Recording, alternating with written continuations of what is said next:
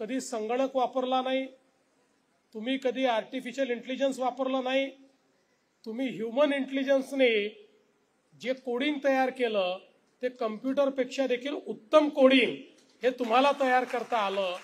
आणि म्हणून आज Guinness book of world record असेल, अनेक पारितोषिकं असतील, अनेक विद्यापीठांमध्ये संशोधन असेल, या सगळ्या गोष्टी आपल्याला पाहायला मिळतात।